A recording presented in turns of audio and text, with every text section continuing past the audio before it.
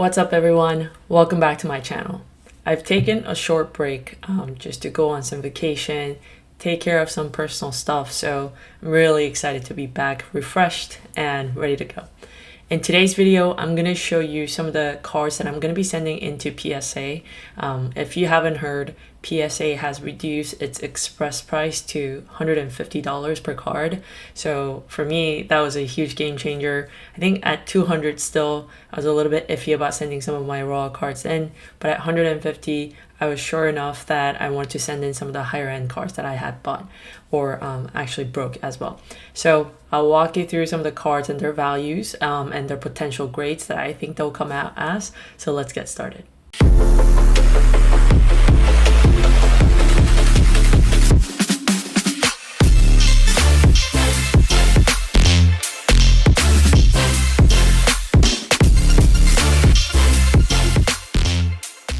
Today's video is brought to you by MySlabs. If you haven't heard of MySlabs, you definitely need to go check them out. I'll leave the link to their website below in the description and also in the comment section. MySlabs is a great place where you can buy and sell graded slabs, graded comic items as well, and NFT. What I love about MySlabs is it's very transparent fee structure. There's nothing complicated about it. There's no separate tables for it. It is what it is. It's a 1% seller's fee and 1% buyer's fee. And all the transaction is done via PayPal. So it's very straightforward. And you can also trust that the payments will go through in a safe way. And an additional feature that they recently introduced that I love about MySlabs is its archive history data that is available to anyone who is registered as a user. What it is a historical data point of how much some of these slabs or waxes or comic books have sold for, and gives you another gauge, another data point to look at in terms of historical comp for the cards that you might be interested in. So that's a great place to go to check out how much did certain cards sell for in order for you to make a good judgment on the value of the card that you're hoping to sell or hoping to buy. So I'll leave the link to their website below. If you haven't used them yet, I highly recommend them. I've been using them for over a year and a half now, and it's been an amazing experience so far. Okay guys, before I get started in showing you the cards that I'm going to submit this week to PSA, let me show you some cards that I have gotten recently, I guess mail day. First one is this 2020 Topps Dynasty Formula 1 Max Verstappen dual patch auto, 6 out of 10. Beautiful card. I didn't grade this myself. I bought it graded. Centering 10, edges and corners 9.5s, and surface 9. Not too bad. Obviously not like a Red Bull patch or something more colorful, but I thought the Honda patch is significant enough, at least for this season. And next season, as they kind of depart their, on their own, we'll see what happens to the card, but I still felt like this was a beautiful card. So got this card. Shout out to the seller for letting me have this. And this is one of those cards that will probably go in the vault and not come out for a long time, because I do really consider Topps Dynasty autos for Formula 1 this year from 2020 to be RPAs for rookie patch autos for most of these young drivers. That's one. And the second one I'm going to show you is the 2020 Panini Prism. This one means Color Blast PSA 10. Shout out to LAFC Gunnar for letting me see this auction by Probstein a couple days ago before the auction ended. I was really happy to have won the auction. Beautiful card. It's a very highly sought after insert if you're not familiar with the Panini Prism soccer inserts. And if you also don't know, I essentially become very irrational and illogical when it comes to Sonungmin's cards. So if I can afford it, if I feel like it's the right opportunity, I usually jump on most of them. So that's a problem I have. But yeah, beautiful card. Again, going in the PC pile.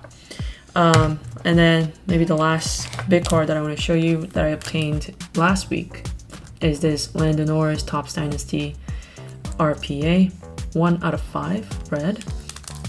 So yeah, I got this also in a local deal, but it's one of those cards that I really consider as an RPA for these young Formula One drivers, especially for Lando. And I am definitely not going to sell this to anyone, probably for a very, very long time either. It's just he's a very funny guy, a great sense of humor, a great driver too, but also a great gamer. If you haven't heard about him, I suggest you go Google him. But those are it for mail day that I wanted to show you. I did have a lot of raw cards that came in the mail, but what fun is that? So let's start on what I have already prepped to send in for grading to PSA. Again, guys, if you're on the fence about grading, I suggest that you actually go for it if you're actually on the fence, because who knows what the line is going to look like very soon here. After their price dropped to $150 for Express, I think I've seen more interest in my network of people to send the cards in. So let's get started. So the first card here is the Lando Norris Sapphire base rookie card, number 7. It's not numbered or anything, it's just a base. So I bought this in a break that I paid $140 for, and I think the raw is going for about $150 right now. So sort of break even if I were to just kind of keep it. But if I get actually a PSA 9 on this card, it'll be $200 right now. And then if I get a PSA 10, it'll be $700. I think this will be a 9 to be conservative. Bases do grade decently, but I did see slight flaws that I do think that it would be a PSA 9. But comes back a 9, I'm not going to sell it right away probably, so we'll see what the value changes go from there. But this is one that I am definitely sending up. Next on the pile is again another Lando Norris F1 card here, and this is a Topps Chrome refractor, not numbered, but just a refractor. This I bought for roughly $200 through a deal. Shout out to Ghost Collectibles. I think the raws are going for $250 right now. And then a PSA 8 of this went for $315 most recently on eBay. And then a PSA, I think 9 went for $900. And these, if you're not aware of the Formula One Topps Chrome cards, there have been issues that are seen pretty much across the board, and so I don't expect any of these to PSA 10. That would be a miracle, but I don't think that's realistic. So this card will be going off. I don't know if you can see through the camera, there is like flaw there on the surface, and then some minor edge issues that I noted in my notes. But yeah, PSA 9 it would be. Next up is another refractor, but of Max Verstappen variation. So that's a big difference here.